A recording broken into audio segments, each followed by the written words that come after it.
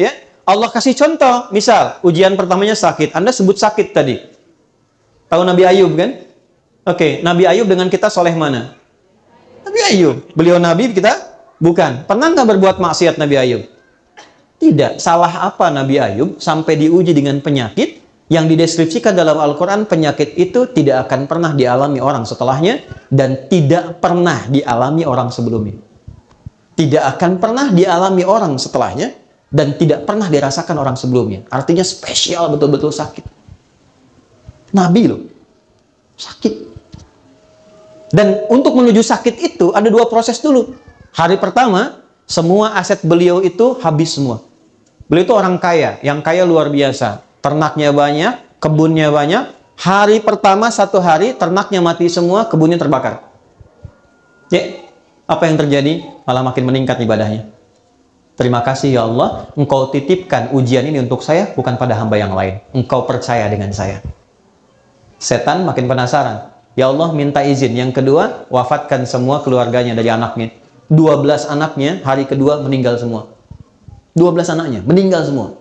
Terima kasih ya Allah, yang telah menitipkan anak-anak itu untuk aku rawat, dan selesai tugasku merawatnya, dia kembali kepada pemiliknya. Setan makin penasaran. Ya Allah, izinkan, berikan ujian sakit yang tidak pernah dialami orang sebelumnya, tidak akan dirasakan orang setelahnya.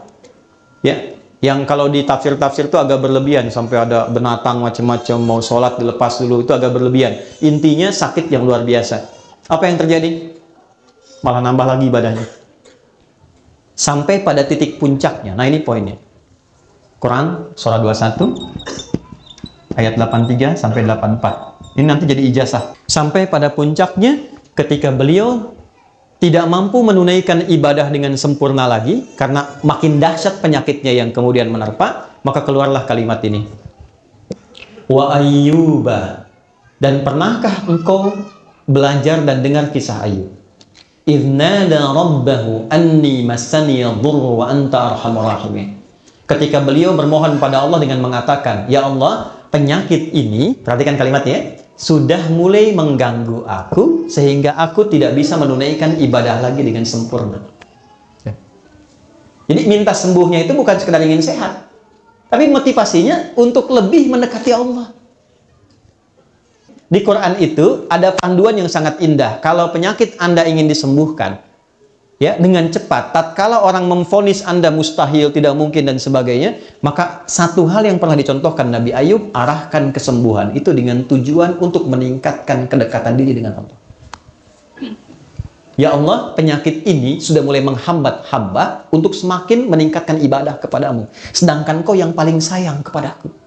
Kalau pada yang paling sayang tidak menyembuhkan, kepada siapa lagi aku mesti berharap? Wa anta arhamur rahimin. Apa yang terjadi? Fastajabna. Dijawab itu dengan cepat tanpa jeda. Harfu aqfin rabitin baina syai'aini bila hudud. Istrinya berkata begini, Papa, kalau bahasa kita ya, Papa kan Nabi, Rasul. Minta aja sama Allah sembuh.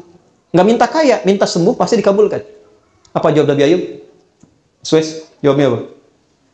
Kata Nabi Ayub gini, Mah, berapa lama kita ini kaya? Ada riwayat mengatakan 70 tahun, ada riwayat mengatakan 20 tahun. Berapa lama kita sehat? 20 tahun. Berapa lama kita diuji sakit? 15 tahun. Nanti sajalah saat sakitnya sama dengan ujian sehatnya.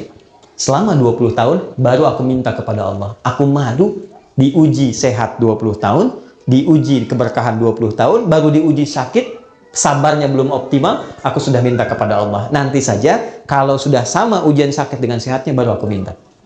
Tapi ini bukan level yang kita harus tiru gitu kan? Tidak, bukan begitu maksudnya. Saya ingin tunjukkan bagaimana beliau mengelola implementasi sabar dalam kehidupan. Jadi ketika seseorang bisa melihat syukur dan sabar, dua anugerah yang ditampilkan untuk mengenal Allah, disitulah semua jadi netral. Ini yang dimaksud hadis Nabi dalam Sahih Al-Bukhari, ajaban li amril mu'min. Orang Islam itu kalau imannya sudah mulai meningkat, akan terjadi peristiwa yang mengagumkan. Apa yang terjadi? Jika dia merasakan senang, dia bersyukur. Jika dia diuji dengan musibah yang terasa duka, dia bersabar. Sehingga semua terlihat netral untuk mengenal dan mendekat kepada Allah Subhanahu wa Ta'ala.